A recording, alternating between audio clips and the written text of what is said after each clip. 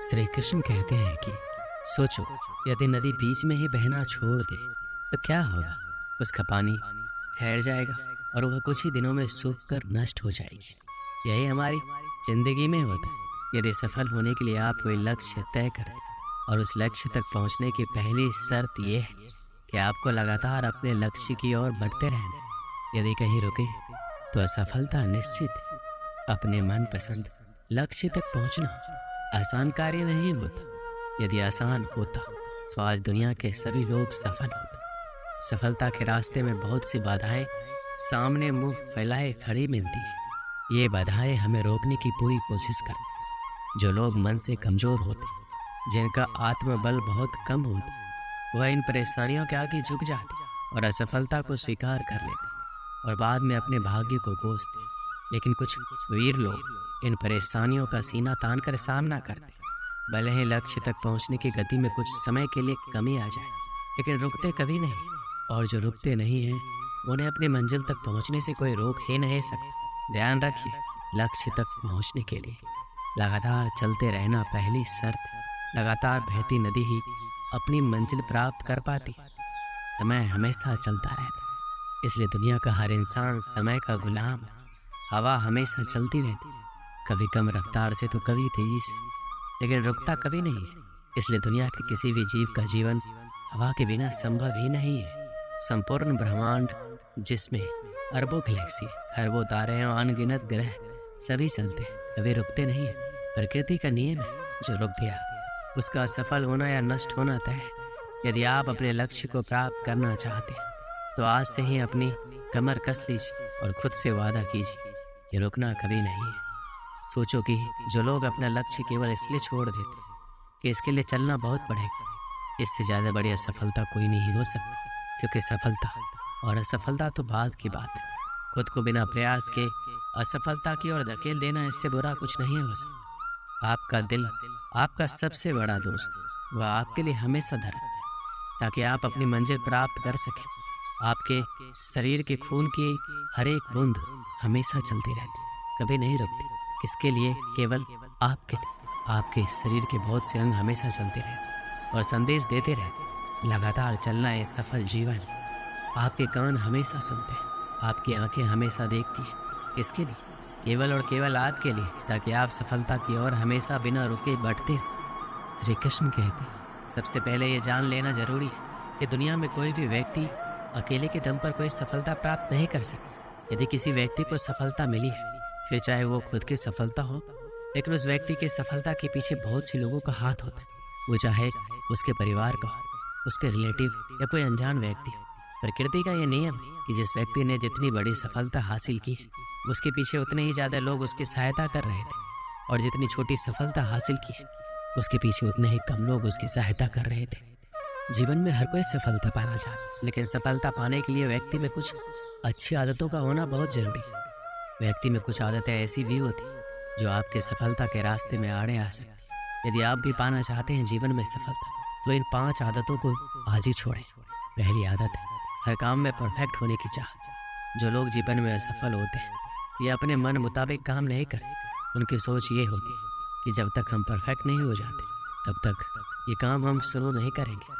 इसके विपरीत जो लोग सफल होते हैं, वो कभी भी पूर्णता के पीछे नहीं भागते। वो काम करते करते परफेक्ट हो जाते।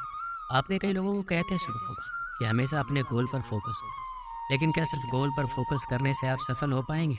यदि आप जीवन में सफल होना चाहते हैं, तो आपको सिर्फ गोल पर फोकस करने की अपनी आदत को छोड़ना होगा। एक बार गोल डिसाइड करने के बाद आपको अपने गोल तक पहुंचने के लिए उसके कार्य योजना पर भी काम करना होगा।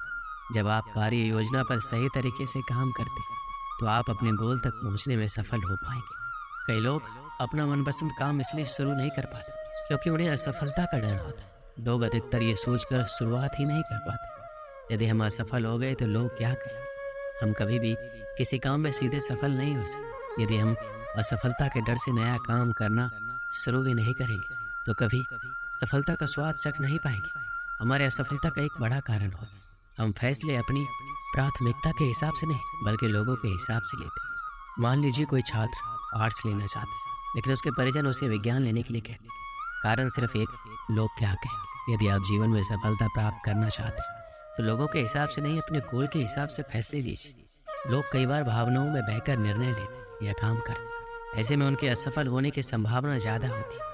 यदि हम अपने जीवन में सफल होना चाहते हैं तो कभी भी भावनाओं में बहकर निर्णय मत लीजिए। यदि आप भावनाओं के आवेश में और आपको निर्णय लेना पड़ रहा है तो ऐसे में निर्णय मत लीजिए। निर्णय तभी लेना चाहिए जब आप पूरी तरह से स्थिर।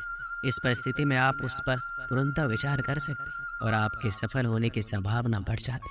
सफल व्यक्ति दृढ़ता से सपनों पर डटे रहते। जिन लोगों ने भी सफलता पाई है और वह जहाँ पर भी, वह महज इत्तेफाक नहीं, उन्होंने एड़ी से लेकर चोटी तक का जोर लगाया और अपने सपनों को पाने की जिद पर डटे रहे।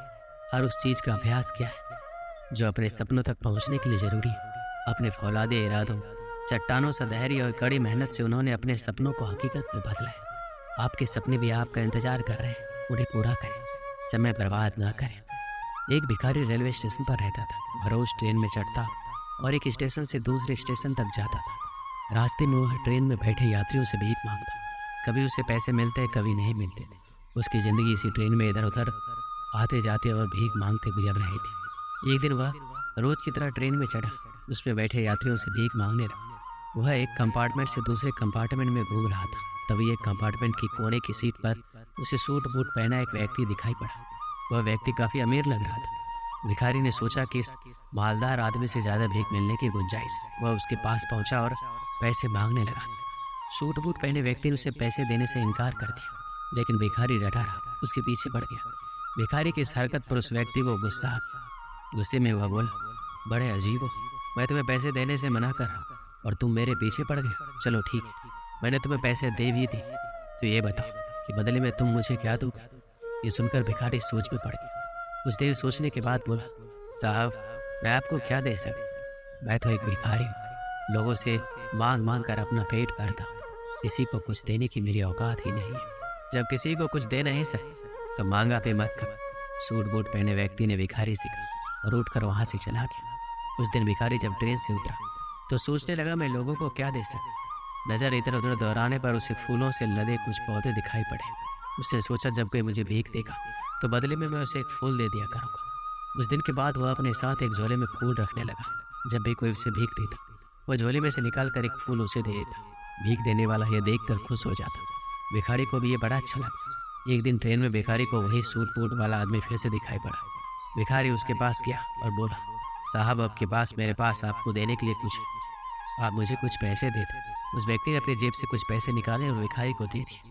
बदले में भिखारी ने अपने झोले में से फूल निकाल कर उसे दिया। वह व्यक्ति खुश हो गया और बोला, मुझे लगता है कि तुम अब व्यापार सीख गए हो, तुम्हें लेन देन का समझ आ गया। जब तक किसी को कुछ दे नहीं सकते तो लेना नहीं चाहिए, समझे।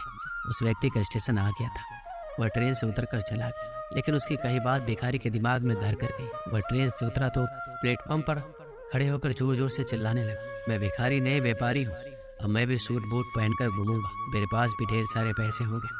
लोगों ने उसे ऐसे चिल्लाते देखा तो सोचा भिखारी पागल हो गया। उस दिन के बाद 6 महीने तक भिखारी ना स्टेशन पर ना ही ट्रेन में नजर आया। 6 महीने बाद एक दिन ट्रेन में 2 सूट बूट पहने व्यक्ति मिले। एक व्यक्ति ने दूसरे व्यक्ति से कहा, आपने मुझे पहचाना, हम पहले 2 बार मिल चुके हैं। दूसरे व्यक्ति ने उत्तर दिया, नहीं तो मुझे ऐसा नहीं लगता, मेरे ख्याल से हम पहली बार मिल रहे हैं। दूसरे व्यक्ति ने कहा, आपको शायद याद नहीं है सर, मैं वही भिखारी हूँ जिससे पहली बार आपने सिखाया था कि लेन देन कितनी बड़ी बात होती है, और दूसरी बार सिखाया कि मैं भिखारी नहीं व्यापारी भी बन सकता, बशर्ते मैं अपनी सोच बड़ी कर लूँ।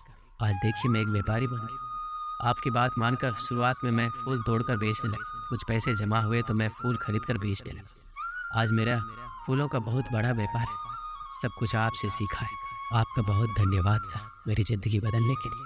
इस कहानी से हमें क्या सीख मिलती? जब तक हम अपनी सोच बड़ी नहीं करें, ज़िंदगी एक ही रास्ते पर चलती रहेगी। अपनी सोच बड़ी कीजिए, ज़िंदगी बदल जाएगी। हम हमेशा छोटी सी चादर में सिमटे रहते हैं और सोचते हैं हमारी पहुंच बस इतनी है, इससे आगे हम बढ़ नहीं सकते। अपनी चादर बड़ी करें, उसे और फैलाएं। जीवन में तरक्की आपका इंतजार कर रही, बस ज़रूरत है बड़ी सोच के साथ कड़ी मेहनत की। सफलता आपके कदम चूमेगी। दोस्तों, इस वीडियो में बस इतना है। जय श्री कृष्ण।